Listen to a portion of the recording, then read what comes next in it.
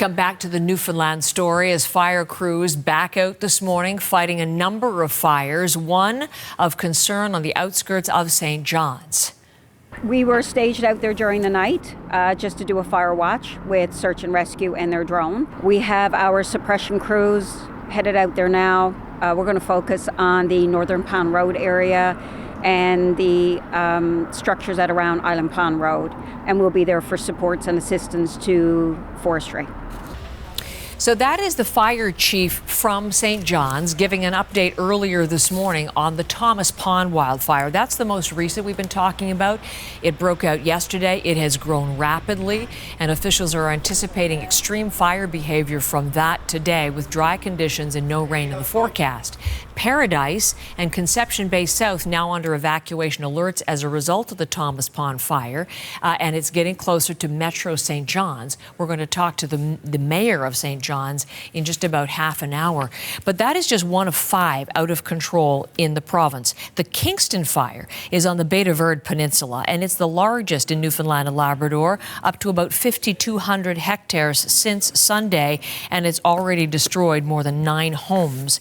Conditions there fierce, as you would expect, and the firefighters are focused on big efforts. But, you know, as we always like to do on this program, we talk about the disaster and the crisis in the firefighting effort, but we also highlight the heroes and the helpers who are stepping forward to help those who are fighting so hard. So that is what we're going to focus, part of those who are the volunteers in the kitchen, on the front lines, supporting those first responders. And taking a leading role in all of that is Don Watkins, who's a co-founder of Sliceberg Pizza. And you have to see his logo because Don's going to join us.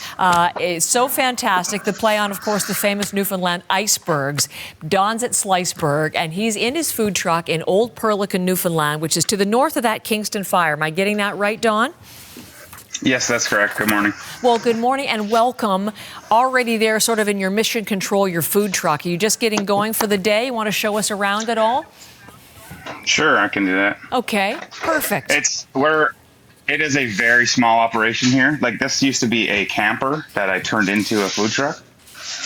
So this is a toppings cooler, like that Subway. You have all your toppings. We have our mixer.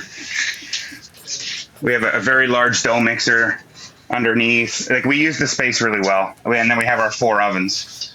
And this is our service counter. And we literally have a huge fridge. And that's it. Like, this is our space. And this is where it's all happening. I'm just thinking of 4 ovens in that truck and in this heat. You must be really having some tough times. It can get very, very hot in here. Luckily, we do normally have a breeze, but we also have the RV air conditioning in the roof right above us. Oh, thankfully. So as hot as it is for you, of course, it is so hot for the firefighters whom you are helping. Tell us a little bit about why you've mobilized and what you're doing once you get going for this production day, who you'll be helping. Just tell us the story. So the reason why is obvious. Like, all of our firefighters out here are volunteer. And I just want to speak about that for a second. These men and women who are part of the volunteer fire departments have 0 pay. If you put in 200 hours of service, you get a $3,000 tax credit. That is it. We're talking about fishermen, teachers, just average people who drop everything when there's a fire and run into danger to save their community, property, for no pay. It's incredible. And what upsets me is that when a province declares a state of emergency, they're still not compensated in any way. Like, these people are missing their actual paying jobs in order to fight these wildfires, and they don't receive any compensation at all. So I think that really needs to be looked at and adjusted when there's a state of emergency from our government. So anyway, so you're stepping in to help them out in that situation. There's a lot of us that are. The Lions Club here in Old Perlican was absolutely the first on the ground. And we got a phone call from a friend who is an ambulance paramedic on last Tuesday evening. And they asked if we were open. And we are closed Tuesdays and Wednesdays. And it was about 7:30, 8 o'clock at night-ish.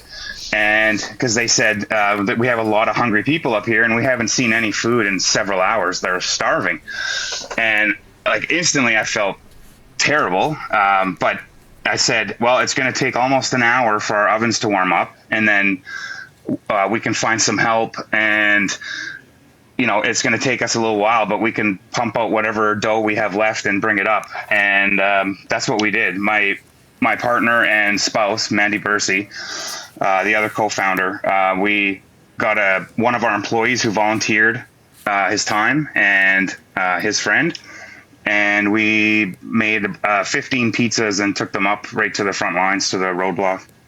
But that was and a that's week how ago. it started. You've been doing it since. Yes. And now you're feeding every night. Yeah.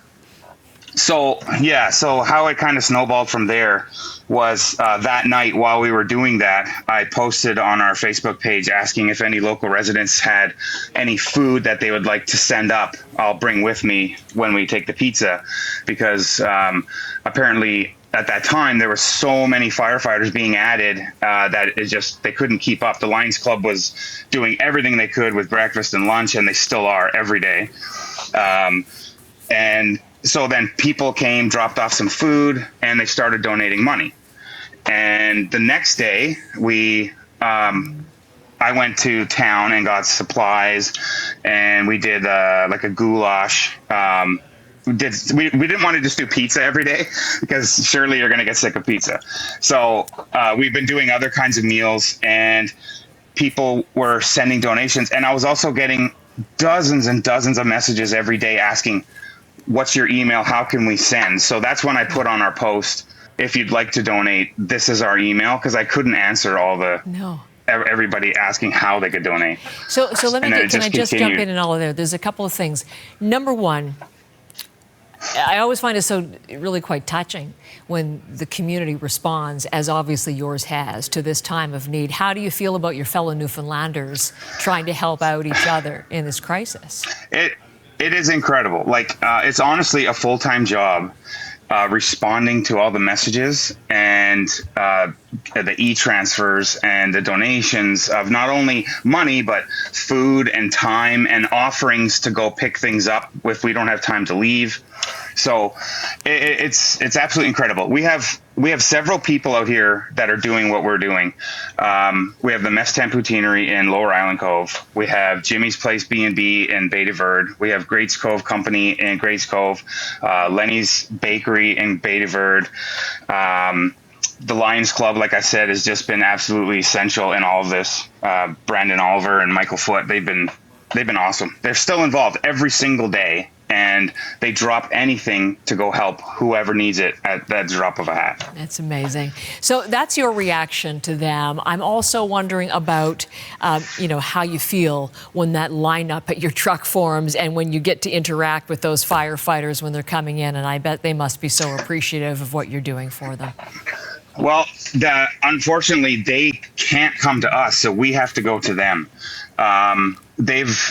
They've had a command post in several communities, which has to keep evolving and moving because as the fire changes. Mm-hmm. So the first couple nights, I just went up to the roadblock, handed over the food in thermal bags, and then they took it in to the first responders.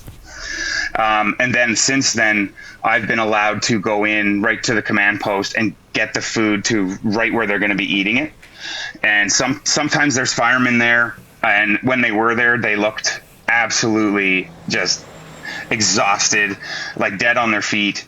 And they were so appreciative of the food being brought up. And I even got personal messages from some of the firefighters. They came in after like 15 hours and they were starving, and they seen a big pile of pizza boxes, and they were literally like little kids at Christmas. It was pretty cool. I bet it was cool.